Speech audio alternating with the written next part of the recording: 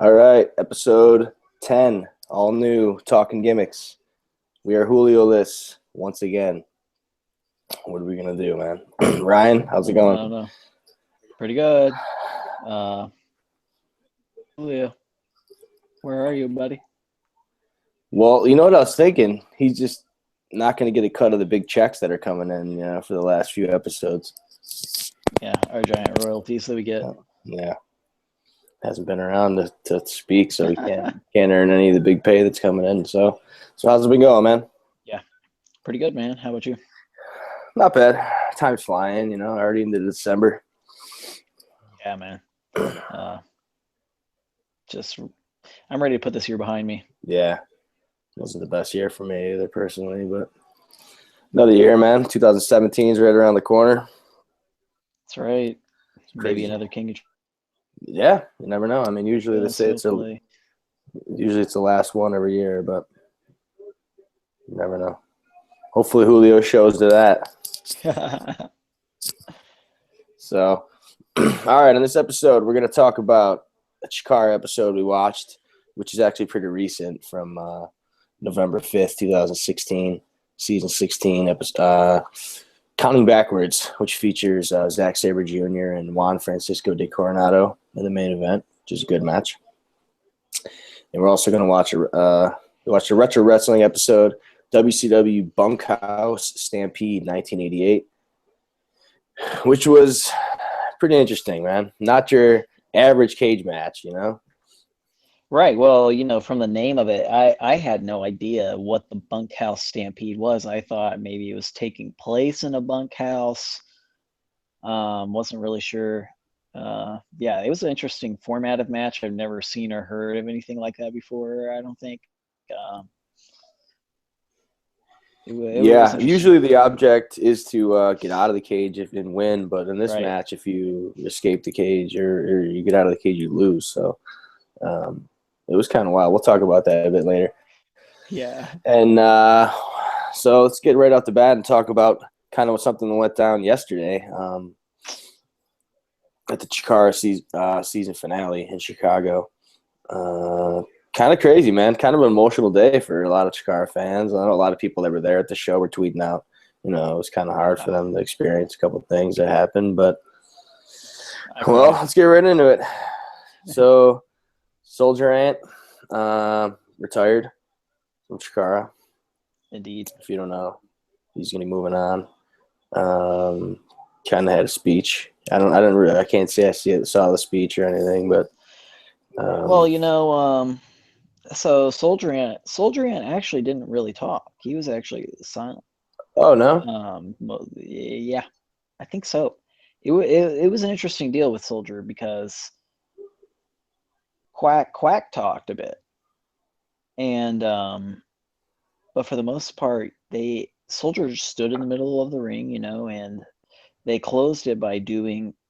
He just stood there at salute, and they played "Glory, Glory, Hallelujah." Wow! Now was that during? There. Yeah, man. Was that during the first show or the second show yesterday? I do not know, to be honest. Okay. It was an odd one, but yeah. So Gulak gave a speech. Okay, Gulak gave the speech.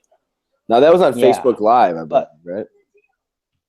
Right, both of them are on Facebook. So I don't know if the Soldier thing happened live. I suspect that it did, I guess. Yeah, that was emotional for all the ups and downs that Soldier Ant has been through in the last from being the prisoner of war. We watched the episode a few weeks ago where he lost his first antenna. And then, if you're not up to date on Chikara, he lost his he lost the second antenna, which is kind of the prelude to him retiring at yesterday's event. Yeah, that's sucks, man. I'm gonna miss him, but. Me too, man. He was a huge part of me getting over how silly the Colony was he was so silly that I couldn't not like him. The diving, saluting, headbutt, and everything is just you can't not like that. No, I know. He's a part of the Colony always, to me. Yeah. And also some other news out of the show. Spoilers. So we'll give you a second or two to escape if you haven't really heard the big result. But there was a mask versus mask match. It's kind of hard to say it a couple times in a row yesterday, but it was Amasis versus Frightmare. And Amasis loses. So he's unmasked. It's going to be interesting to see, kind of where he goes from his career, now from here. He tweeted some stuff out thanking the Chikara fans for all the time and everything like that. So it'll be interesting to see if he goes elsewhere or, has a new gimmick there, unmasked. Right. I'm sure he can probably be going elsewhere unmasked, You never know. Right. Yeah. I mean, that's a tough pill to swallow just because, I mean, same as the Colony, it's like, oh shit, man, no more Portal. Like, no more Portal is a big deal for me. We've talked about, like, that's how I found Chikara. So the idea that they're not going to be there is a bummer, man. Yeah, so they kind of wrapped the season up with a lot of shit yesterday. That kind of, dude, the gonna make it tough development, the whole thing with Ophidian, his deal. That's all. Yeah. So the next season is going to be kind of interesting. So if they get a show relatively close to me in this early spring where it's kind of not snowing, I'm going to try to get to one early on in the season, before trios. So then later on in the show, or last night's main event,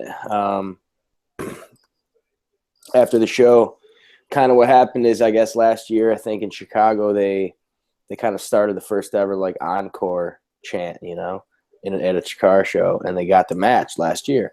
So they started it again last night. So Gulak's music hits. He comes out, kind of gets on the mic and says he talked to Quackenbush, and Quackenbush told him, make a list of guys you potentially want to face, So he said, all right, I put my brother Rory on there. Rory couldn't make it. So then, man, this gave me goosebumps, dude. Yeah. So Gulak's like my second name on the list, and then Quack's music hits, and he charges out in his gear. Like, no joke, fucking ready to very fight. Serious face. Very serious. The whole match was serious, dude.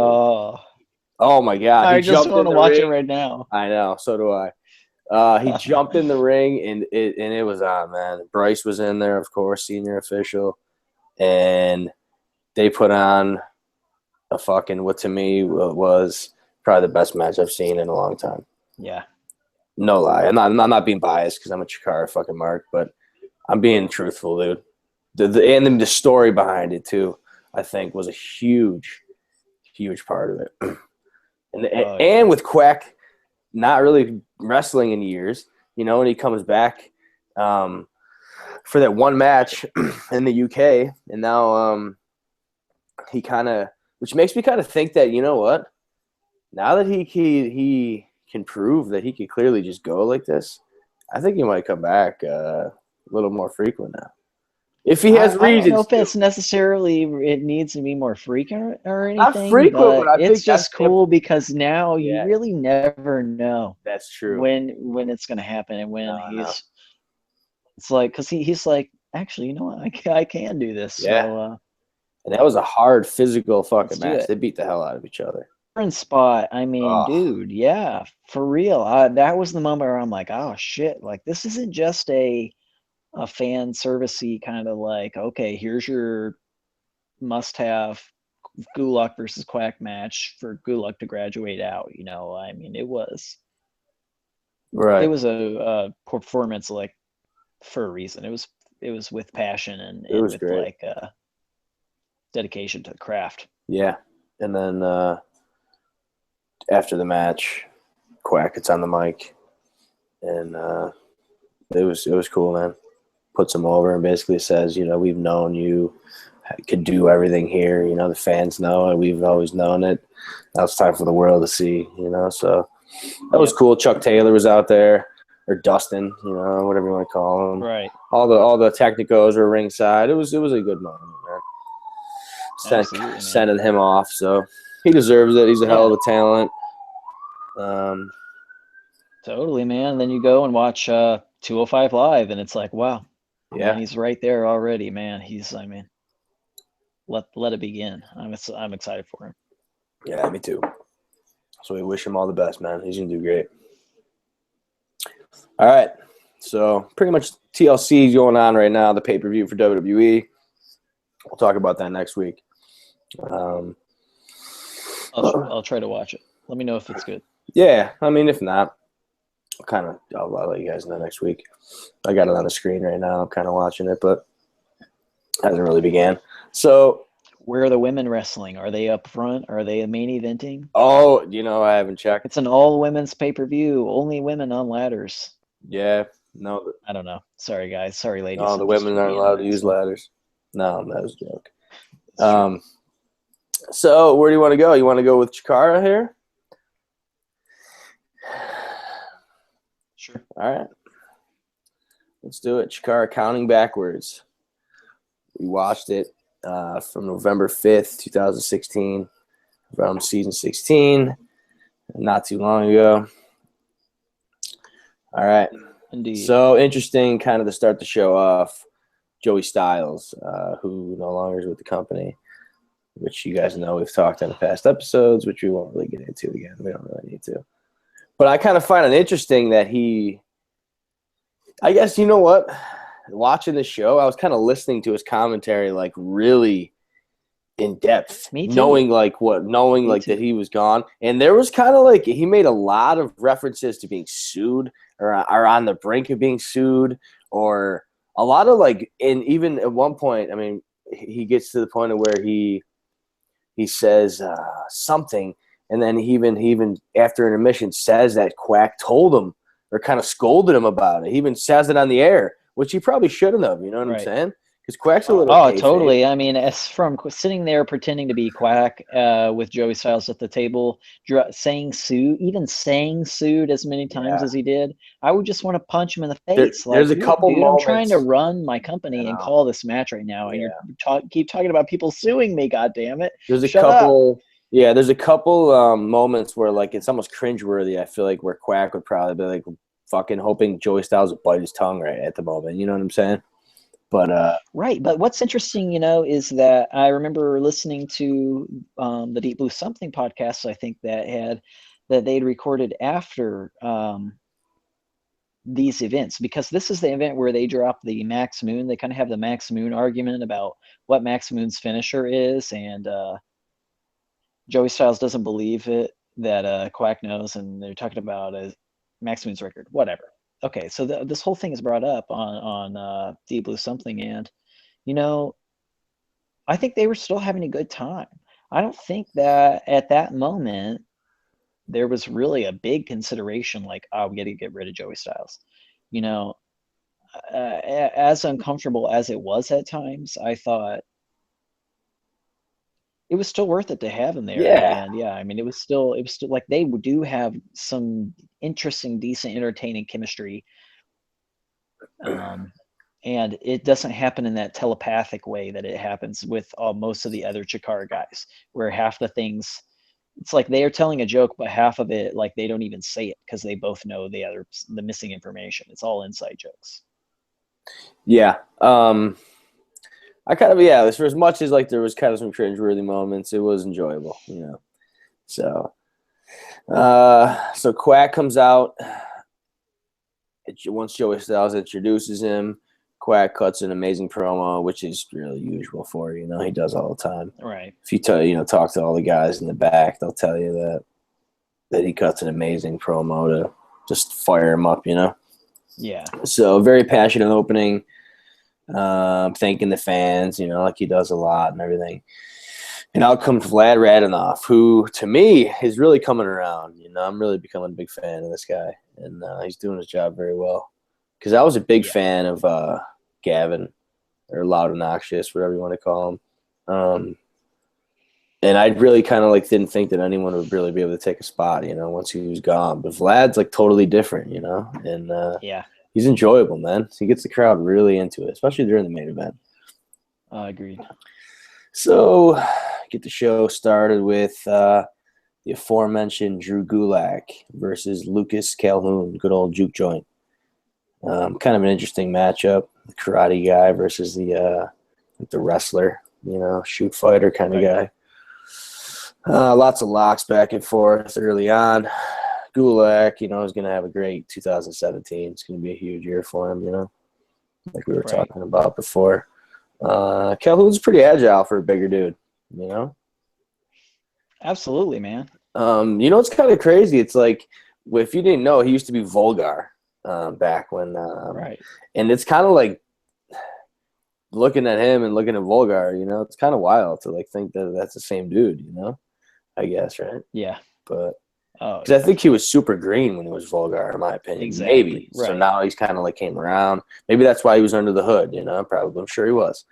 Kind of, he's green, fucking whatever. I think that's one of those things that makes so much sense about how Chikara does stuff with their students by putting them under masks, because it eliminates a lot of the performance element that you would really have to think about otherwise. If you just think about how much easier it might be to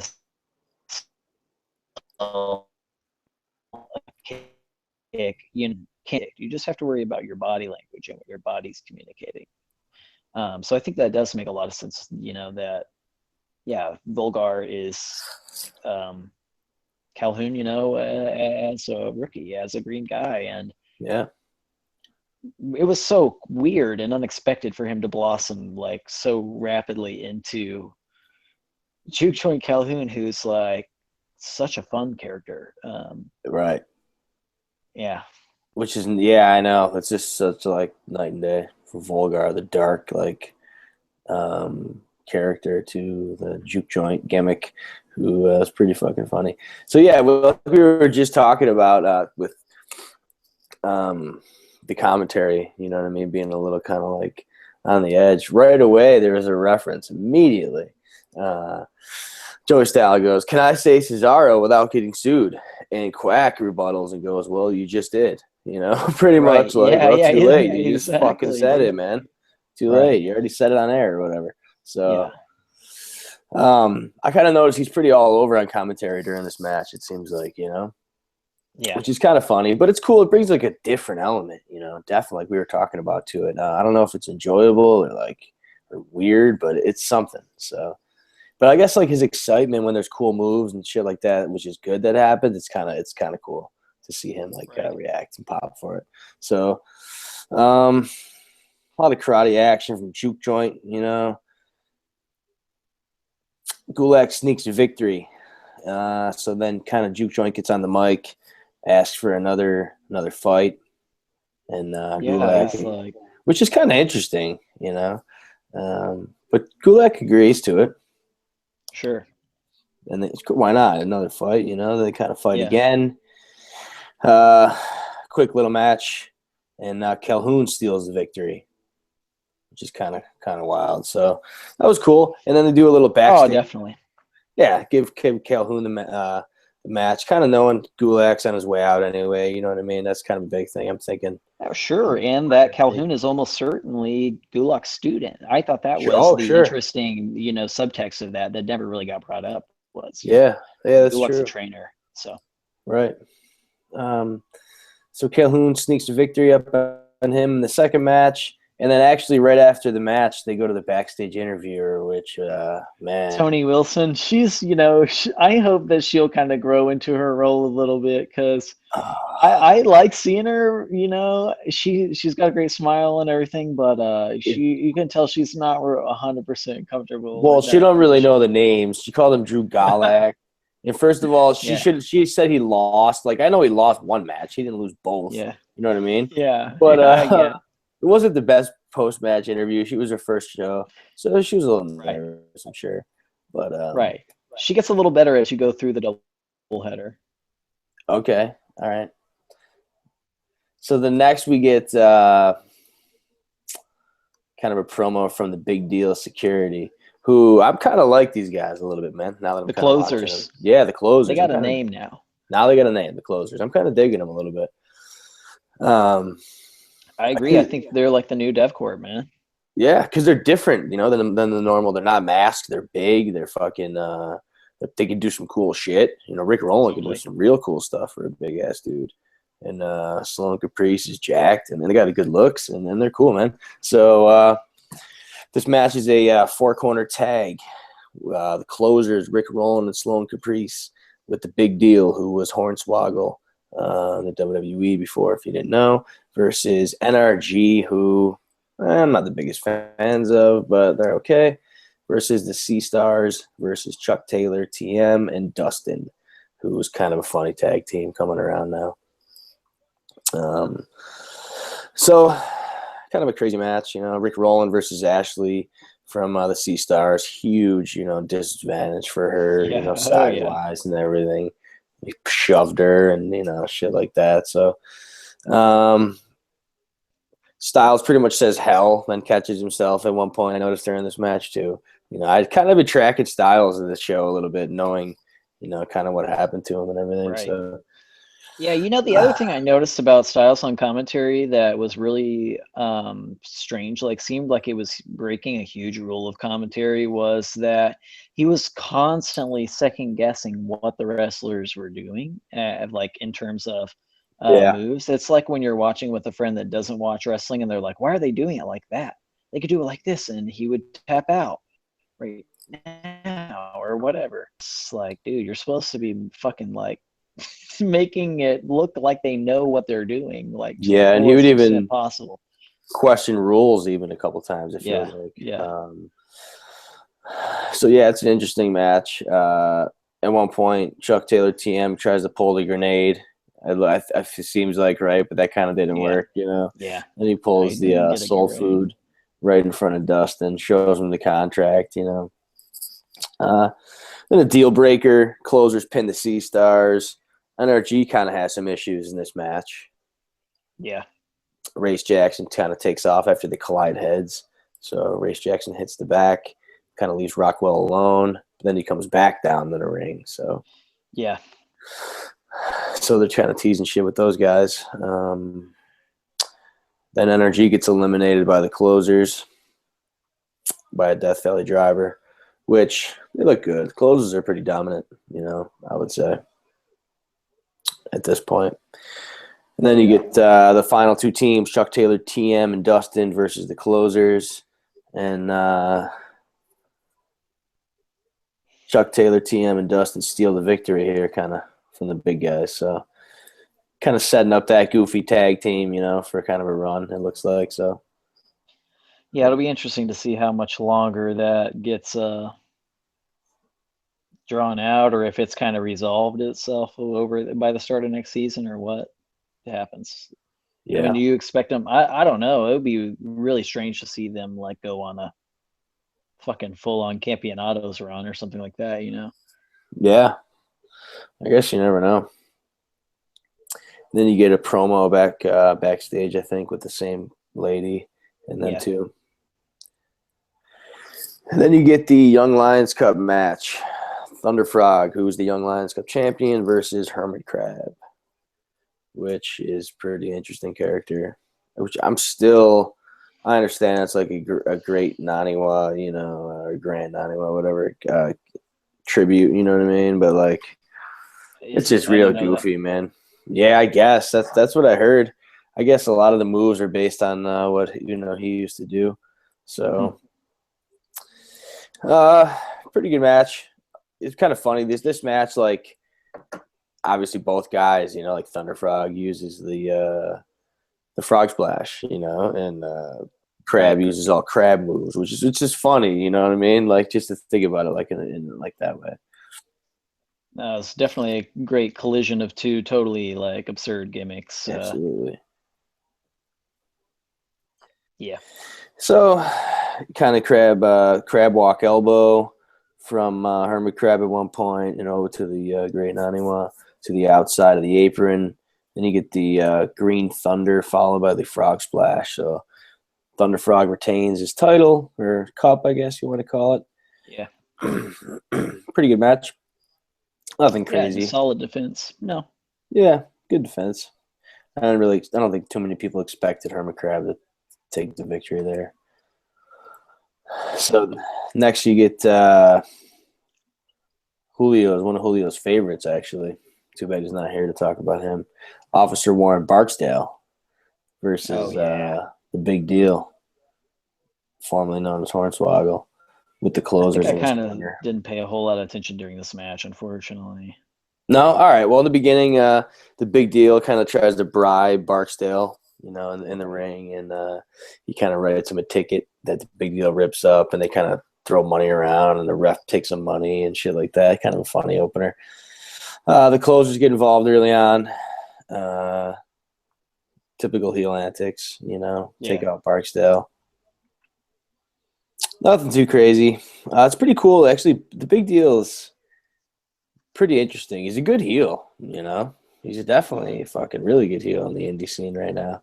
And he's pretty powerful, too, For the moves that he does are pretty legit. And I kind of like the role of him and the closers in Chikara right now.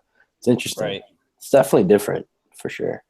So the Big Deal picks up the win with a splash off the top rope. Pretty decent match. Post-match, the closers and the Big Deal attack Barksdale.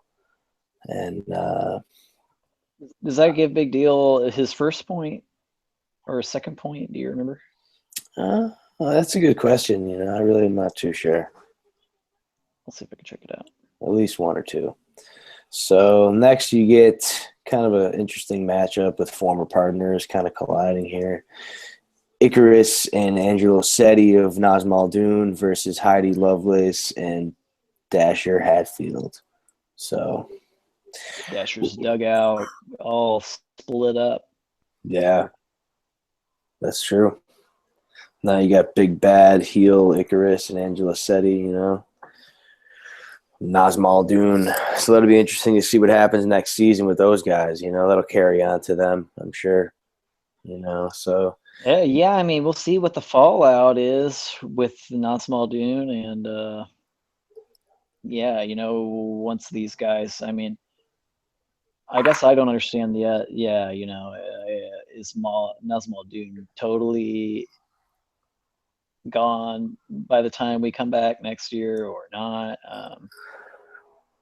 And how does Icarus live with himself? Right.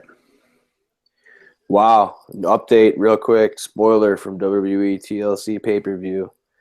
You have new SmackDown Tag Team Champions Bray Wyatt and Randy Orton.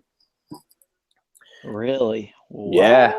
Which is pretty cool. Yeah. So that's kind of wild. You kind of heard it here first, even though you heard it here last, because this is going to be coming out after the pay-per-view. But hey, whatever. So back to the Chikara action. It's kind of interesting, Wyatt family, new tag champs. So yeah, this is an interesting matchup with the former partners colliding. A lot of heel antics early from Naz Muldoon, as to be expected, real dirty guys. A lot of tension in this match too. You can feel it, definitely between the former partners and, like you were saying, Dasher's dugout kind of at odds here. So Heidi at one point goes to the top rope and loses her balance to do the splash, which was kind of interesting. And Joey Styles commented that because the ropes are definitely taped. They comment, and they make the comment about that a lot. They're like some kind of railroad tape. I don't even know what the hell they call them, but there's something. But they're taped with like a sticky tape almost. So she kind of loses her balance, jumps back up there, hits the big dive to the outside. And I noticed one cool move, actually pretty nasty move, was the Blu-ray into the corner from Icarus to Heidi Lovelace, Dude. That was sick, right? Yeah, the camera view was perfect for that, too. Right. That looked like that fucking hurt. Yeah. But that was pretty sick. Then you kind of get the jackhammer from Dasher to Icarus. So sick jackhammer. That was really cool. Yeah, that was really sick. So Heidi and Dasher get the win. The good guys get the victory there, which is good. Anytime Naz Muldoon goes down, it's a good day. Oh, Touchdown had a great Naz Muldoon in the middle of this match too, did he not? He did. Oh, glory, Naz Muldoon. Yeah, he's the goofiest when it comes to yelling Naz Muldoon.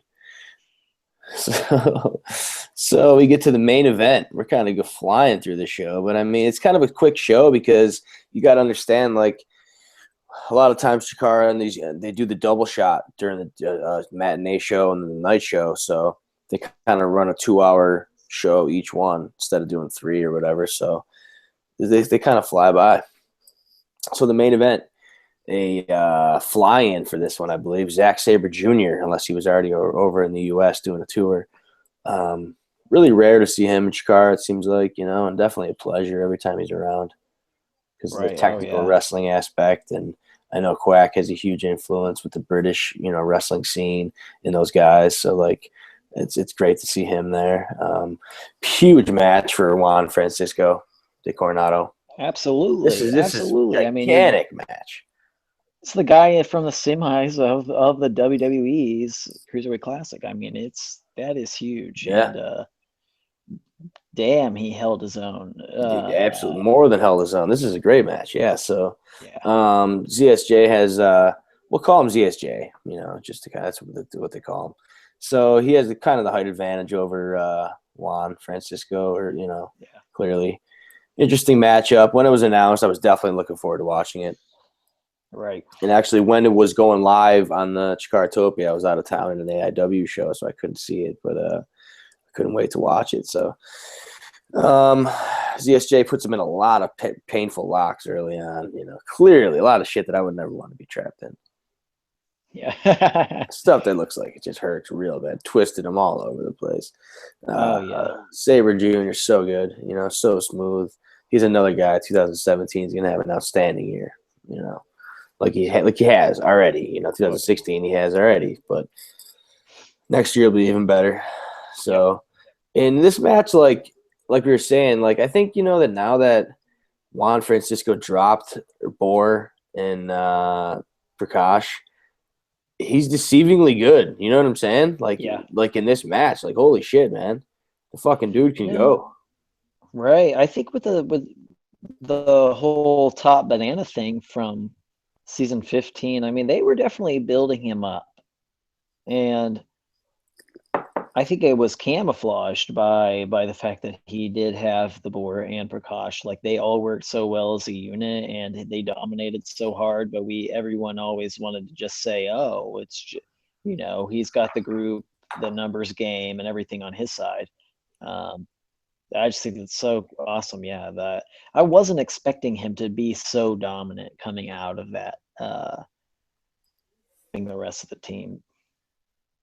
Yeah. No, that's true. Me neither. But they had to figure he was ready for this match, So they kind of put him right in the spotlight with this one. And it was a very technical match, if you know Zack Sabre Jr. That's his style. So oh man, I don't even know if I should say this, but I was thinking go ahead, Joey. Do you know if there's any chance that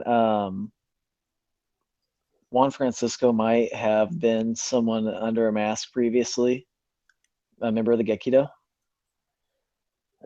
I don't know. I kind of wonder if maybe he was if he was 17. I always want to know who 17 was. Yeah, it's a mystery, man. 17 is always going to be the mystery. Maybe he'll come back one day. Dun, dun, dun. Are you 17? Julio's 17. That's where he is, maybe. That's the title of the episode. We found out the title. So, back to the match at hand. Sabre Jr. hits him with the sick, like, fast German suplex. Like a snap suplex almost. And then you kind of get Francisco's mouth busted open at the, in this match too. From something. I'm not exactly sure what it was. Oh, yeah. His mouth is bleeding all over the place. And so Coronado clutch is the finisher for Coronado. So he tries to put it in, but Zack Sabre Jr. counters it And then you get the avalanche German suplex from Francisco de Coronado. Then you get the armbar from Zack Sabre Jr. So kind of going back and forth, you know, some fucking really good moves. Then you get the Coronado clutch on Zack Sabre Jr. And believe it or not, he taps to satisfying. That was crazy. That was cool. You know, I like that. Oh yeah. He put Francisco de Coronado over in Chikara, you know, because that's not his company. You know what I mean? Another guy, you got to do it. So, huge win for Juan Francisco de Coronado. Outstanding main event, you know.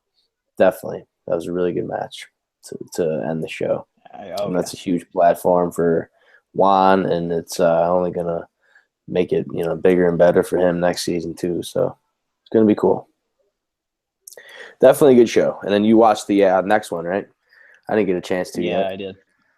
How was that? Oh man, yeah, it's totally worth it. You know, it's got Smash Master versus Kimberly. It's got the antenna removal incident with Soldier Ant and all that. So yeah, it's very much worth watching. Got a little preview kind of the Cybernetico teams too at the end. Oh, cool. Or maybe that was Hour of Power. Sorry, I watched Hour of Power too. I watched so much Chikara yesterday, it's all like a blur. Good, man. You're taking advantage of the Chikartopia deal. That's right. So that wraps up that show. That was pretty good. And you chose for next week an episode, right? Kind of follow up to right. a preview. Yeah. We're going to go back to Anniversario Epsilon, follow up to Anniversario Delta that we watched with that Milano Collection AT and the real Japanese guys. Yeah, Miyawaki and Yago, Team Kaintai, getting a shot at Kings of Wrestling, which I know I commented on. I think that was last week. I really wanted to watch. Right, yeah. So yeah, we'll be watching that. Yeah, as long as Julio's not here, we call the shots, man. Fuck it. Yeah. He's 17 now anyway, and he's no longer Julio. So, yes. All right, on to Retro Wrestling episode, which I chose NWA WCW Bunkhouse Stampede 88, which, like we were talking about earlier, we really didn't know what the Bunkhouse Stampede kind of cage match really even was, you know? Right. But we find out later on exactly what that was. So this show was from the Nassau Coliseum, and the show begins with Bob Caudle or whatever, and Jim Ross. Caudle, I think. Mm-hmm. Babyface Jim Ross, which is cool to see, you know, nice young Jim. And then you get Tony Schiavone announcing, which was really cool too, actually. Yeah, it's always a treat. Gets an unmistakable voice, you know. Yeah. So I like that, Tony Schiavone announcing, and then you get Jim Ross and Bob on commentary there. So, interesting tidbit. So you go through this whole card, and I kept waiting for Sting to show up. He never does. Apparently, he was in a tag match with Jimmy Garvin versus the Sheep Herders in a non-televised match before the show. Oh, so we had the dark match. Yeah. Oh, no shit. Yeah. So the show starts off with beautiful Bobby Eaton and Jim Cornette versus Nikita Koloff, who was a TV champion at the time. Yeah. Definitely a pretty interesting match, you know, back then. I thought it was awesome. Yeah, 1988. So, like, this is almost 20 years ago. No, right. 30 years ago. Sorry. Almost. Yeah. Jim Cornette ringside with the goofy gimmick racket, you know, living his character up.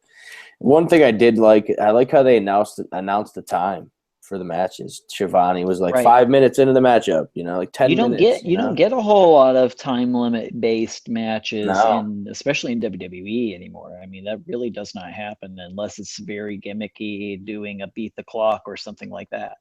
Yeah, exactly. I like that aspect of you know, sometimes TV wrestling when they do have the time limits involved. It just adds another urgency to the match, and it's another way for matches to end in a it's another way, something for it to not be a clean victory or a clean loss for one wrestler or the other. Kind of makes shenanigans of the illegal variety a little less necessary. to draw out feuds. Yeah, no, for sure. Definitely an interesting match. Koloff's the stronger of the two competitors. They start brawling on the floor, take it back in the ring, go back on the floor for some action. This match felt like it went on forever, though, to me. It was a good match, though. Don't get me wrong. It just felt like it was really long. Yeah, I mean, they went. They went the time limit draw. Let's just be honest. Right. Right. Yeah. So, which was cool, kind of, I guess, because it kind of used the element, because Shivani said 5 minutes in, 10 minutes in, or whatever the limit was, 15 maybe. And they clearly were announcing 3, 2. And I think Koloff even had him in a pin predicament, but he was a few seconds too late, I think, in this match. Yeah, that's what it was. Right. So and, it adds to the whole psychology because as you watch the time grow shorter, Koloff doesn't have a whole lot of motivation he doesn't have to work himself in a tizzy to finish the match. He's like, it doesn't matter. If you don't pin me or make me tap out, then I'm keeping my championship. Yeah, you got to beat the champ in that situation, and he took advantage of that for sure. So time limit draw, post-match, Cornette comes in, gets scared off of Koloff. Koloff hits Eaton with the racket. Down comes Sweet Stan Lane, the partners of the other partner of the Midnight Express. They start attacking Nikita Koloff. So that ends the opening matchup. The next matchup, you get Baby Doll with Larry Zbyszko. It was pretty cool to see him, wrestling. And I don't think I've ever really seen too many matches of his, to be truly honest with you. Right. I don't think I've seen too many of them either. But yeah, it was awesome to see him. He's damn good. This match with Barry Windham. Yeah, the Western States Heritage Champion, Barry Windham. This is a good match. So Baby Doll kind of gets involved pre-match, poking the finger into Barry Windham's chest, causing some antics there. Then he gets Zbyszko working on Wyndham's knee, kind of some advice from the Four Horsemen, they were talking about earlier, which was cool. I like that element to it. Kind of like you got the tip from those guys to work the knee. So this was a good match. Zbyszko is a hell of a talent, other than his announcing. Because a lot of people know him just for me, I only really knew him much, for his announcing from WCW or whatever, I guess. For sure. And nowadays, sometimes he's one of the guys that'll run out on Raw or whatever. Am I wrong? He's still around. Zbyszko. Yeah, it's a possibility, I guess. I think he's still one of those guys that'll run out, as security or whatever. Like he's one of the road agents, when Arn Anderson comes out or something, to. Yeah, it's a possibility. Wrangle the people. Yeah. Larry Zbyszko. So yeah, it's a good match. Kind of a schmaz finish here at the end, Oh, that damn shoe, Yeah. Who uses the shoe? It's like first, Wyndham. Oh man, I hope no one ever hits me with a shoe. A spiked heel too, let alone. So kind of Wyndham throws Zbyszko into the ref and takes him out, and then Zbyszko hits Wyndham with the spiked heel shoe. Zbyszko wins the title. Kind of sneaks one from the ref there, and sneaks one away from Wyndham to become the new Western States Heritage Champion. Yeah, I wasn't familiar with that belt or anything either. I'm kind of interested in what the heritage involved is. Yeah, see, that's why I like this retro wrestling element of the show, because it brings a lot of new stuff that I normally wouldn't watch or haven't watched to me, and it makes me intrigued by this title now. I kind of want to look this title up and see exactly what this is, right, and delve more into it. I know next week you chose another kind of interesting show, which we'll get into later.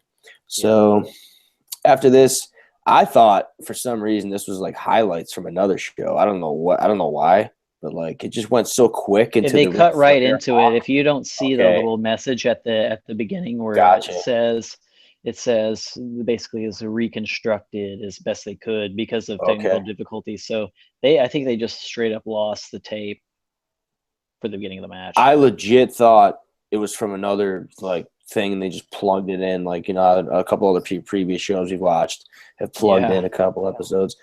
Yeah. But no, this was actually a match: Ric Flair versus Hawk from Legion of Doom. Ric Flair was the champion, I believe, right, during this matchup. Yeah. Yeah. So Flair was just incredible at selling. He still is, you know. He kind of still is, you know, current. Hawk was huge. Like I think we were talking about earlier, how big the guys were back then. But shit, man, he was a big ass dude. Yeah.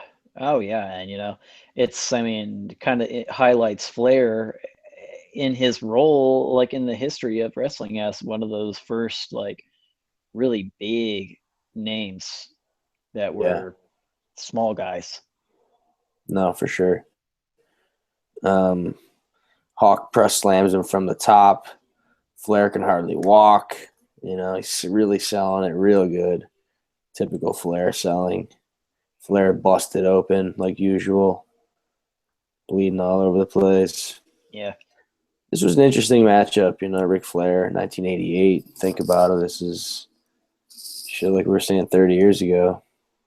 Right. It's pretty crazy to see, you know, even Hawk, Legion of Doom. The finish is kind of interesting. Like Hawk kind of lariats Flair and the ref at the same time, kind of like Right. back to back. Kind of knocks both of them down, knocks the ref right down. So there's no ref really around right now. Power slam from Hawk. You get the superplex from Hawk. Has him pinned, but there's no referee. Typical kind of finish there. So then here comes J.J. Dillon with a chair shot to Hawk, which doesn't phase Hawk whatsoever. Right. Right. Which was pretty cool, which is believable at this point. Yeah, totally. You know? So a chair shot from J.J. Yeah, Dillon. JJ Dillon, you know. Yeah, he's not exactly, you know, the warlord swinging that damn. Yeah. So it didn't really phase Hawk, which was funny. But then Flair hits him with the chair. Hawk kicks out. Then you get the suplex from Flair. Hawk no sells the suplex, which was cool too. I like seeing that. And then you get the typical Flair face bump after that, which he always does. The heavyweight title on the line. Flair with a chair, and it's a DQ. He gets caught by the referee, who kind of wakes up there. So Yeah, he goes for that third chair shot, and the ref just kind of quietly has crawled into the ring just in time to see it go down. yeah. So you kind of get like a couple like some dirty antics in the previous match, you know, with the spike to heel shoe, and then you get this time limit draw in the other match, and then you get this match ends in a DQ. Hawk wins with the DQ. So kind of like interesting. Not too many clean finishes here. And then the main good to be the champ is the fucking crazy cage match. You know what I'm saying? For $500,000. A shoot $500,000, or is it just a gimmick check? I think it's a gimmick check, but yeah, probably. It's a big boot and a gimmick check for $500,000. Well, actually, you know, it's kind of interesting. Like you're saying, it is good to be the champion because all previous matches we've announced were champion matches, and they all ended in some sort of weird way that were not clean. Yeah, I guess, you know, Zbyszko, he does pick up the title. So. He does pick up the title, but he does kind of pull some heel antics. Which probably could have got him DQ'd if the ref was, you know, present. So they take some time to set up the steel cage, which I'm surprised they didn't cut this part out, like when they edited the video. But I guess like they kind of showed live TV, man. They had a 2-hour TV slot. But, you know, I was watching with my dad, and he's like, "Why did they just put up the year and do a credits roll in the middle of the show?" And I'm like, "Dude, it was the end of 1 hour. They're like doing with what they have." Maybe I'm thinking the WWE Network or something. WWE Network could have cut right to the match though when they put it up. I'm saying. You know what I mean? They could have edited it. Sure. I mean, I guess they could have edited Took out all that stalling time fucking putting the cage up. But I guess it was kind of cool to see him talk and all that shit. So Jim Ross and Bob Caudle. Sounds weird saying Bob Caudle, really. But so they kill time. 3rd annual Bunkhouse Stampede finals. To be eliminated, you have to be thrown over the cage or through the cage door, as opposed to trying to escape and win. You literally escape and you lose. So you don't want to escape. You basically get thrown off the top or through the cage door. The idea that anyone should be able to throw someone over the top of this steel cage, Matt, is just so absurd because you have to this match and this stipulation just totally didn't jive with me. I'm like, everyone should be eliminated at the front door. No one, like, if you don't want to get eliminated by going over the top rope, don't go up on the top rope, because no one's going to just pick you up from the ground and throw your ass over. Yeah, there's no way you're going to get tossed fucking 14 feet in the air over the cage as Yeah. your 300-pound dude. Especially because Yeah. all these dudes are minimum 250, 280, it seems like. Right.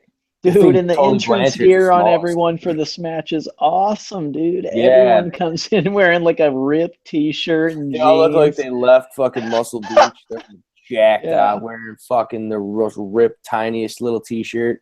Arn Anderson killed me wearing the tiniest little Four Horsemen gimmick shirt. That was Just like awesome. a weird dude. little, like it's like they come from a gay bar or something. It Dude. was very strange, man. Dusty Rhodes was wearing the tightest pants coming out. It was a funny fucking the way you're saying the entrance is. So yeah, we get the third annual Bunkhouse Stampede finals. So a pinfall means absolutely nothing in this match, mind you. So you get 8 competitors for this match, and all of them are really pretty much stars or legends, to this day, really. I don't know about legends for a couple of them, but so you get Dusty Rhodes, American Dream, first one out.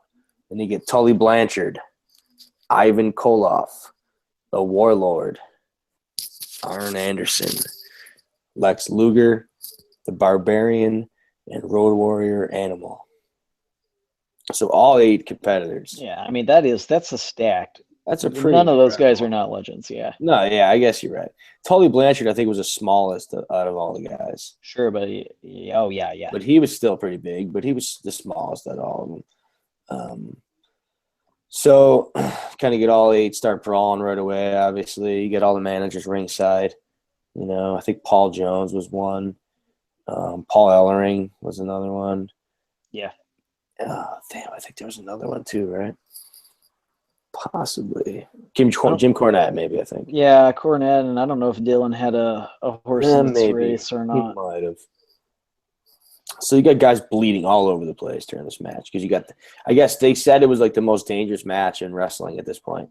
So I mean, everyone, yeah, it was basically the bunkhouse cell. Everyone was using the cage, fucking scraping faces on it, scraping arms on it. Everyone was bleeding all over the place. It took a while for someone to be eliminated, definitely. Yeah. So you had 8 guys in there, kind of all fighting all, at the same time. Wrestling's most dangerous match at this point. Dusty Rhodes cracks the whip. That was cool when he started whipping out the belt off of it's like Tully's belt, I think. That was cool. Nailed Tully a couple times. Hit dude right in the stomach, Then the first elimination, Koloff eliminated the Warlord first, kind of over the top, I think it was, right? Yeah. That was the first one, like you were saying, over the top rope, kind of hard to get eliminated I think from there. Koloff goes over the top as well. I can tell you what, man, I wouldn't want to be going. I'd be like, push me out the damn door. I don't care how fucking stupid I look, man. I know. I think quite a few eliminations actually happened right out the door. Which I'm sure was preferred because a lot of those big guys really probably didn't want to take that bump off the top. So yeah, Koloff eliminated the Warlord first, and then Koloff eliminated, then you get Warlord and Animal eliminated. Anderson, Arn Anderson, Lex Luger, and Blanchard have all been eliminated out the door. So they all got kind of kicked out the fucking door. So yeah. And you're down to the American Dream, Dusty Rhodes, and the Barbarian are the final 2, which is a pretty good matchup. Those 2 guys facing off. Dusty Rhodes bleeding all over the place, like we're saying. Barbarian, I think, bit his head at one point, possibly even. Right. Right. And for the contemporary audience, it's weird. They didn't really mention this on commentary that Dusty Rhodes had won the previous 2 Bunkhouse Stampedes. Okay. But so he, as it's him in the final 2, you've got that excitement level as well. He's going to win 3 in a row. So yeah, let us know that beforehand. Yeah, that's true. So you get some dirty antics from Paul Jones and the Barbarian. I think it looks like some kind of brass knuckles of some sort. they use to hit Dusty. Dusty's bleeding. Get a couple headbutts from the top rope from the Barbarian to Dusty Rhodes. And then they kind of fight, exchange, get to the top of the cage. Dusty's on this end, the inside of the cage. Barbarian's kind of like on top, hanging to the outside a little bit.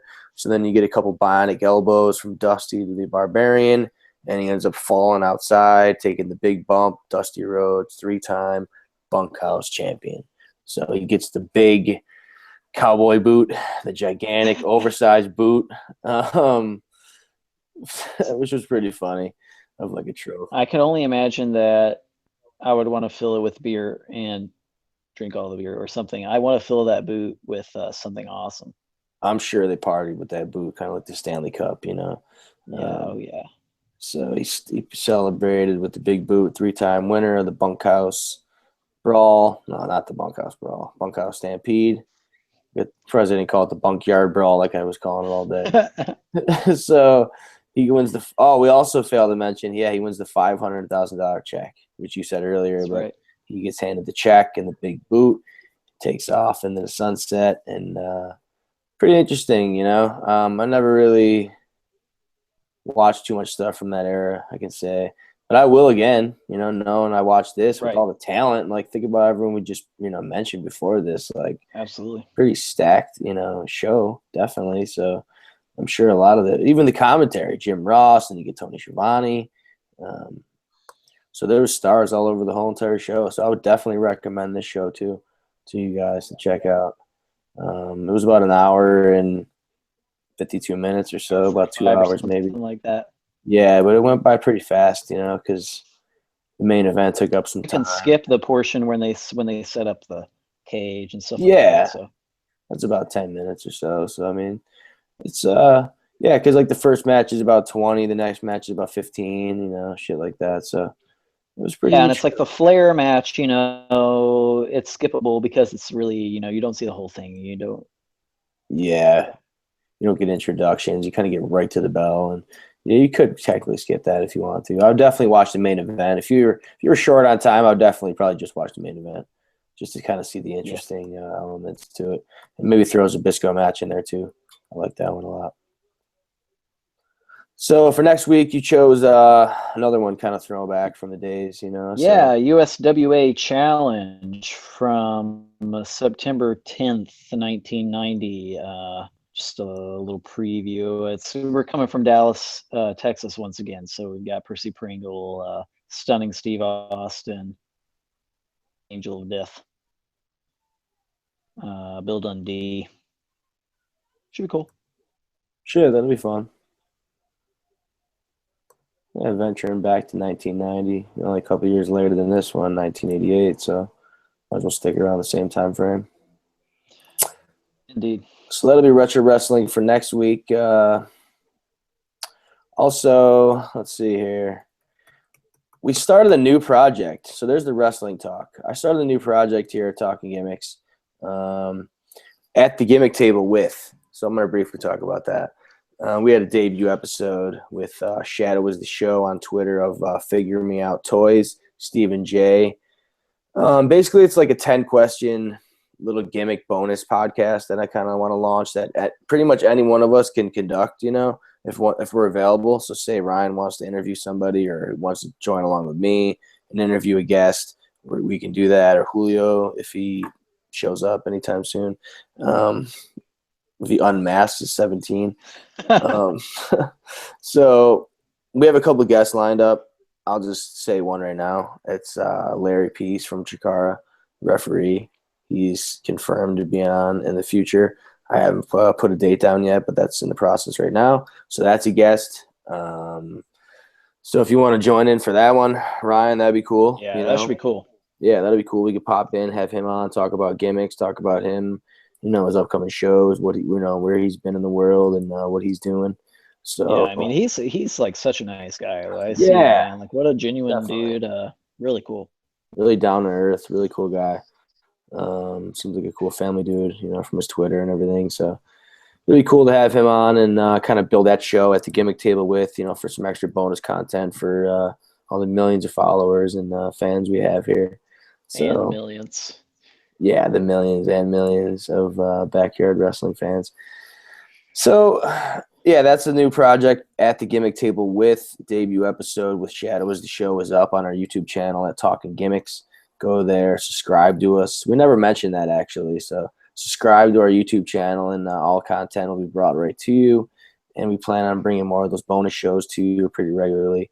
And we can even interview each other, because really the 10 questions are pretty interesting. We don't really know. We know some stuff about each other, but not everything. So Yeah, it's funny. It's funny to, yeah, I mean, we don't know each other that well.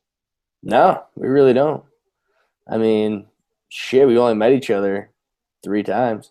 You know what I'm saying? If you really think about it, even though we were together for a couple weekends. I think honestly, if you start adding up all the time that we've done for the podcast, I mean, eventually we're gonna have spent more time absolutely doing this podcast than we will have definitely knowing each other before the podcast. Yeah, absolutely. Yeah, because if we don't know, we met at King of Trios 3 years ago, and we've made it a point to go to every trio since, and we all meet up at the same hotel, stay at the same place, and so that's how we met each other. So yeah, they're in Texas, I'm in New York, so it's not like we fucking commute for these episodes and get together at one of our places. So we're about as far away. I swear as we got to do that this year at King of Trios. I have a Zoom mic that they use, so I think that would be rad. No, we definitely got to get an episode in. I don't know why we didn't do it last year. I know as soon as we came home, we kind of put a content up, with the fallout from trios, but we definitely should sit around and do an episode while we're, we can interview actually there. That's the at the Gimmick Table special. Yeah. Lou. Oh, Big Lou. Shit. Maybe the Polaroid pictures that he took will be fucking developed by then. Looking forward to that.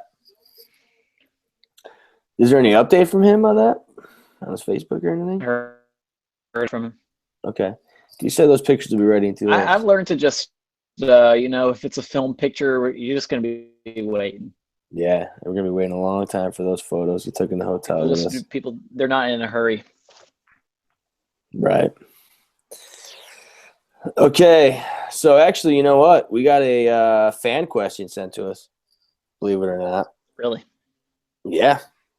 It's a fan question from last week that we forgot to address. It's a fan question I forgot from last week. So sorry to the anonymous listener that sent it in. All right. So an anonymous fan question. He chose not to be named. Julio, I see what you're doing here. Is it Julio? Is that what he's doing? He's got time to send his questions, but he doesn't have time to. All right. It's kind of a lame question, but what is your favorite match of all time? Right. Well, that is a generic question. Yeah, it is. What a lame question. Well, on before, but Mirko Serra Del Rey, I love it. I just love it so much. Really? Hot off the griddle. Chikara hot off the griddle versus Serra Del Rey. It's just two of my faves. It's not even a crazy story that's been building up or anything. It's just one of those deals where solo encounter. Interesting. Is yours more spectacular than mine? I don't know about spectacular, but I think for just meaning, maybe not my man, I don't know. Shit. It's kind of hard to say. One of them would probably be to think about this question. Yeah, I know. Goes to show where my mind is. So one of them would probably, just as a one, would probably be the Undertaker Mankind Hell in a Cell. The crazy King of the Ring match where a crazy bump happened. If I just had to choose one out of nowhere, I could watch that over and over again easily. It's a pretty cool match. Yeah. Definitely. I'm curious to know what Julio's is. We could always tweet at him and find out what his favorite match is. Probably Bret Hart something, I'm sure. Oh, right. Could be something with the Geki, Dude, though. yeah, I mean, Even. it's like, you could put that Brett versus Owen match, man. Yeah, That's one of those great top all-time matches. that is a good match. So all right, that's the lame fan question. So hopefully next week to send a Yeah, better fuck one you, in. lame fans. Yeah, we Think have no think a little fans. harder before you send in a Yeah, question next time. yeah. So let's see here. I think that pretty much does it for the show part of it. We can do the plugs now. We kind of flew through this episode without Julio, so hey, what are you gonna do, man? Hold us down. No, we got to pay those bills. You know what I mean? With all our big sponsors that we don't have, which A-Treat is kayfabing me. They're not answering me whatsoever in the email, so no sponsorship there. What we want is some sodas. And It looks like maybe a little we're gonna cash have too. to. Yeah, I'm wondering if we could even order it somehow. Because if I could pay for it, I'll pay for it and just get it shipped up here. I really don't care. I just want I don't some of think that we black can. cherry and grapefruit. No, I mean I'm gonna try. See what we can do. So back to the plugs. We are on Twitter at Talkin Gimmicks. Talkin Gimmicks. I'm on Twitter. Joey Shoots. I know you're on Twitter. Word View. We figured out the reasoning behind that last week, in case you missed it. Julio's on Twitter, but should we mention him? No No. plug this time. All right, we're not mentioning Julio. People, if you watch this episode, you don't follow Julio on Twitter, just don't. That's true. Or go watch another episode. Let him earn it. Just let him earn the follow. That's what I'm saying. All right, at 17. At 17. Yeah. Okay, so we are part of a network at Soon to Be Named Network on Twitter at STBN Network. Gonna be, dude. I hope it's something good, man. I've been waiting for them to name the fucking thing for years now. Yeah.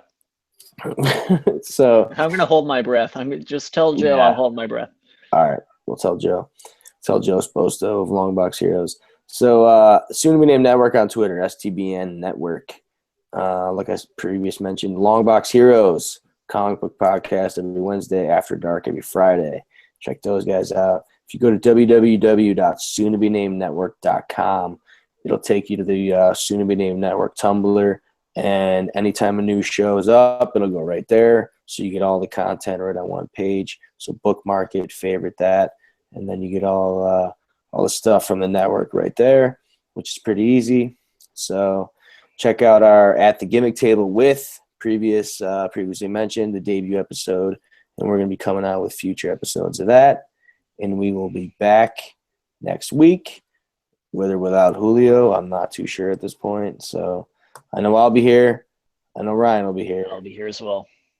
So we'll get the couple of us. And I know Julio has some plans, I think this winter, to go to Wrestle Kingdom in Japan. So I know no way in fuck he's going to be calling in from that. So it's going to be a Ryan and Joey show for quite a bit, I think.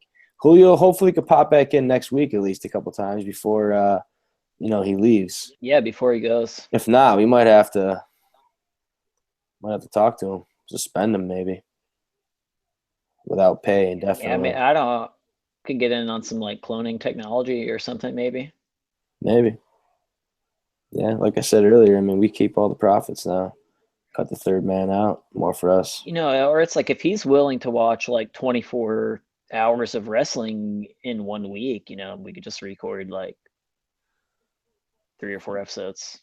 You know what I'm thinking right now, actually? He's kind of getting away with it like it's school, like think about all the homework he's missed right now and hasn't had to do. We should make him watch all the content that we've watched right now and hit him with all the backlog of everything we've watched and make him report to us on it, even though he hasn't been here.